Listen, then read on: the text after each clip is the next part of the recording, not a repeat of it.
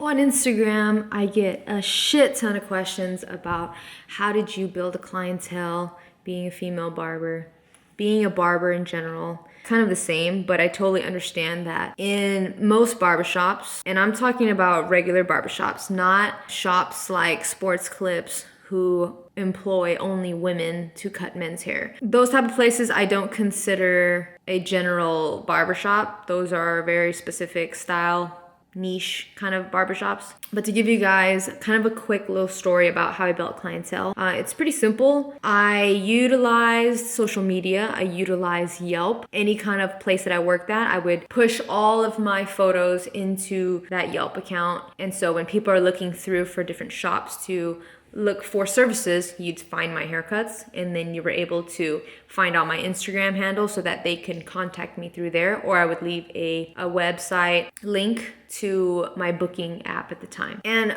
honestly, if you do good work, the people are always gonna come. But at the same time, marketing yourself is gonna double that process a lot faster. So I would use my friends. I used to give a couple of my customers these deals that if they brought me 2 friends, I would give them like half off or something. So now you don't have to do the work, and then they're getting hooked up and they're bringing 2 new people to you potentially. I would use Instagram to start building a small portfolio of just my daily haircuts. And when you are working in a barbershop that has guys and girls working it, there typically are not a lot of women in there. My experiences, I had a hard time in the shop. I've talked about this before. I don't usually like talking about this because I feel like it just creates this like pity party, and it should never be about that. But I'll tell you a little bit about it just so I can say it so that you guys can kind of understand where I'm coming from. There's been probably a handful of times in the first, I would say 6 years, that somebody would walk through the door. I would offer, hey, I'm available. And they would look at me and say, can I get a guy? Or they would say, how long have you been cutting? It's okay, I'll go somewhere else. Or is there a guy available? Is there a Hispanic guy available? Is there a black guy available? There was always these little things that would happen to me. So of course, the first few times it happened, I got really emotional about it because I was working so hard to try and,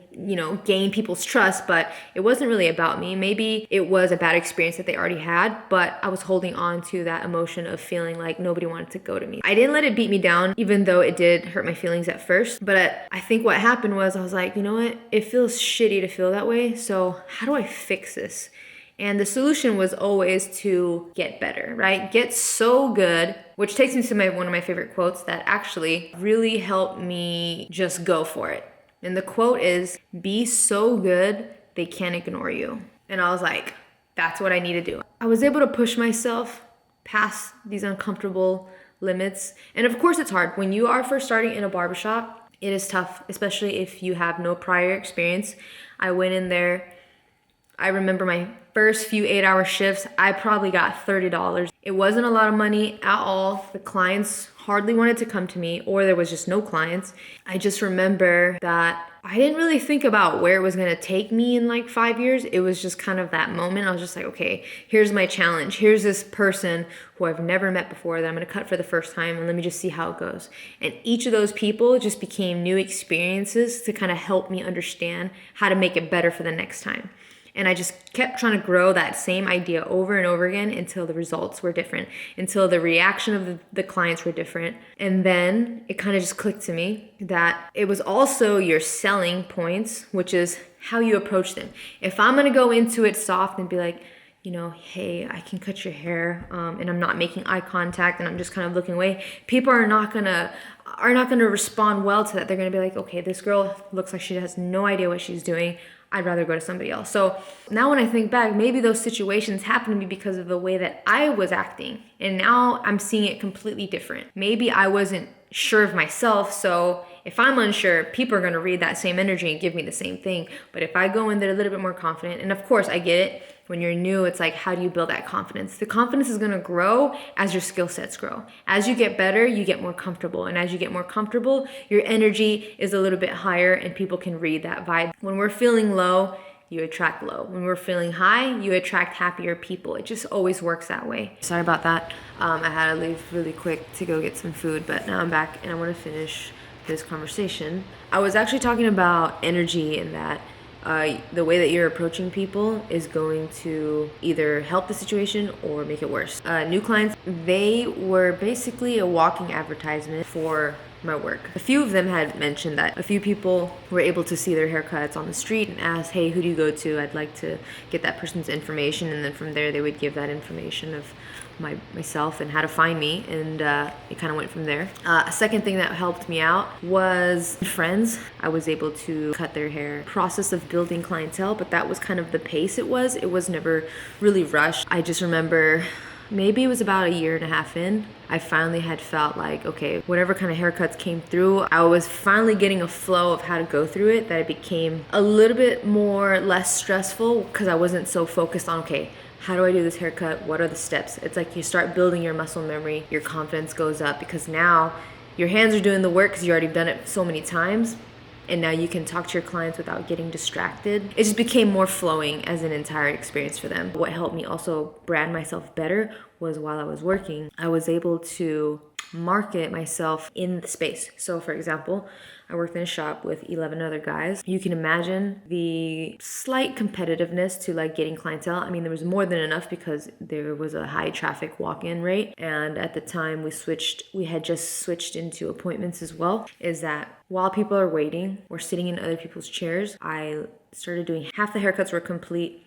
And usually if the mirror's here, we're facing them against the mirror on which side we're working so that we can use the mirror as a way to reflect back on the haircut. Once I finish that, I turn them around. So now the side that I'm working on is facing away from the guests that are sitting and waiting, and they're able to see a finished product on the other side as they're sitting down. So it was a way for people to kind of scan if they weren't sure who to go to or someone that they could try next time. And so it was a cool little tactic that I was using that helped me build clientele within the space that I was already at, on top of using Yelp, on top of using Instagram. If you guys remember, Craigslist was huge. I would put ads on Craigslist like, hey, if you find this coupon, like come through. We've done Yelp coupons when we first started doing it, even Groupons, if you guys remember those. And then eventually you start to get a little flow of clientele. It wasn't easy, but I kind of wasn't really stressed about it too much. I just kept focusing that if I kept pushing my work, getting it better, the people would always come. And if you give people more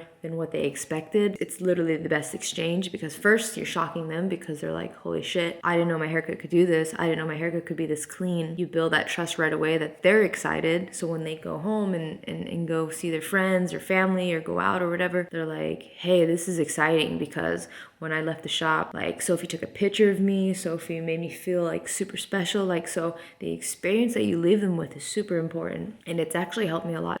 That was kind of the start. And then after that, it was referrals. As long as I was putting out work, also as the clientele is growing, my Instagram is now growing, I started pushing out more content for different looks and whatever look I put out. So say for example, I put out a side part comb over, those type of clientele would come in and ask for an appointment. If I put out a bunch of faux hawks, I'd start getting people who wanted faux hawks. So I started to see this mirror thing happening as I'm posting certain styles. So I was like, this is great because I kind of want to be that variety barber, right? So I would do different looks so that I could apply to more people instead of just doing fades, like short buzz cut fades, which is what we learned the most when I started. I was like, let me just do a variety. And that's kind of how I start to build like the clientele that I have now. There is definitely a variety of different things. So if they want something wild, then they can get something wild if they want. If they want something more clean but still kind of conservative, I could do that too. Something more simple that's not so crazy, I could do that as well. And then it just continues. Like as time goes on and styles evolve and change, you just stay relevant to what's happening around you and in the industry and out there in the world, because we have all these things at our fingertips in our phone. I try them out, do it. Before you know it, I'm getting a crap load of people who want crops. So you kind of get the flow of what I mean. That's kind of like the start and flow of how I was able to build clientele. And then eventually in that first shop where I was picking up new clients for the first time, it took me, but it wasn't until the end. Like once the shop started picking up and everybody was busy, because when I started there, it was kind of a new shop, so we were all kind of starting from zero. By the end of that, I was able to book out for 6 days a week, full from start to finish, 8 to 12 hour shifts. So it was pretty cool and it was fast. And it was fun, and I learned a lot in that high traffic kind of barbershop. And I think it taught me definitely a lot, and it is really truly the foundation of my training and everything that I do. I hope this helps and brings you some comfort in understanding like how I was able to build clientele. You can't be stressed out about it. I think if you're having a hard time getting people in your chair, you just gotta get creative in different ways and trying something different and not being afraid of someone saying no. Because I think that's what's hard, is like we don't want to ask because we don't want someone to say no. I don't want you to cut my hair. It happens. If I found somebody on the street and I wanted to cut their hair and they said no, sure, it sucks and it hurts, but how would you ever know anything if you don't ask? That's my advice for anyone that's trying to build clientele, is just to go for it, just to ask people. There's actually more people than you think if you have just like a decent portfolio of work to build new clientele and be able to do it that way. If you guys have any questions about building clientele, go ahead and leave them in the comments. Trust me, I've been through it all. Don't be afraid. Ask the questions. I hope this video helps and you guys feel good about going into it and building your clientele. You know, I think we're all trying to push ourselves to do it. It's not the easiest start, but I promise, like, if you don't stop, it'll all be worth it. See you next time.